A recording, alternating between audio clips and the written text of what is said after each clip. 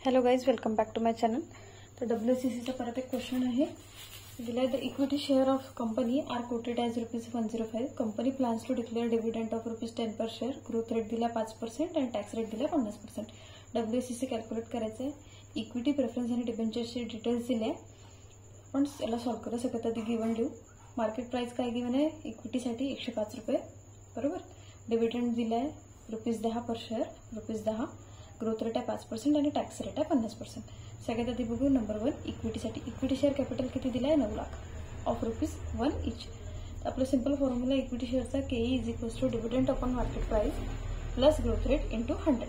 Dividend आहे आपल्या इथे 10 भागिले 105 market price plus 5% into 100। Calculation केल्यावर आपलं व्हॅल्यू आलं 14.52%।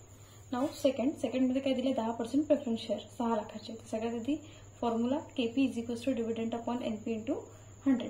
आता इथे हा फॉर्म्युला का लावला आपण लास्ट लेक्चरमध्ये बघितलं तर मोठा फॉर्म्युला जिथे डिव्हिडंड आणि रिडीमेबल व्हॅल्यू वगैरे गिवन होतं। पण या क्वेश्चनमध्ये ना रिडीमेबल व्हॅल्यू गिवन आहे ना ER गिवन आहे, काहीच गिवन नाही आहे। त्यामुळे आपण नॉर्मल आणि हे रिडीमेबल नाही आहे, फ्लोटिंग व्हॅल्यूने काहीच गिवन नाही। त्यामुळे आपण नॉर्मल फॉर्म्युला लावू dividend upon net proceeds.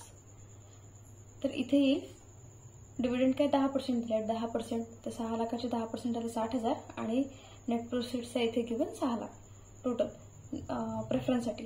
Therefore KP = 60,000 + 6 lakh into 100 हे आलं 10%। लास्ट डिबेंचर्स दिला 10% 5 लाखाचे। तर फॉर्म्युला सिंपल आहे, इथे पण काहीच गिवन नाही आहे। तर हे इरिडीमेबलसाठी formula interest 1 - tax upon net proceeds into 100। 10% आहे 5 लाखाचे 50,000 आले।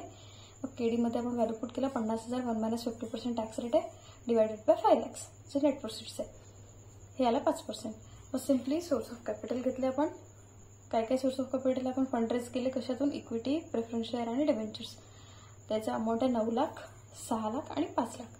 हे ॲज इट इज लिहिले, यांची ॲडिशन केली 20 लाख आले। नंतर आपण याचं वेटेज काढलं। वेटेज कसं काढायचं, जे इक्विटीचं जे अमाऊंट आहे divided by total, that is 1 divided by total. 9 lakh divided by 20 lakh 0.45, 6 lakh divided by 20 lakh 0.3 and 5 lakh divided by 20 lakh is 0.25। आणि लक्षात ठेवायचं वेटेज नेहमी याची ॲडिशन 1 आली पाहिजे। कितीही दिली असेल व्हॅल्यूज पण वेट 1 आला पाहिजे। जर वेट 1 नाही आलं तर आपलं आन्सर चुकलं, कुठेतरी करेक्शन आहे, ठीक आहे। नंतर आफ्टर टॅक्स व्हॅल्यू म्हणजे जे आपण काढल्या कॉस्ट ऑफ कॅपिटल, ते आपण काढली इक्विटीसाठी प्रेफरन्ससाठी आणि डिबेंचरसाठी। ते ॲज इट इज लिहिलं। बस लास्टमध्ये weight into after tax value that is 2 × 3 हे मल्टिप्लिकेशन करून जे व्हॅल्यू झाल्या त्याची ॲडिशन म्हणजे आपल्याला weighted average cost of capital that is 10.78%।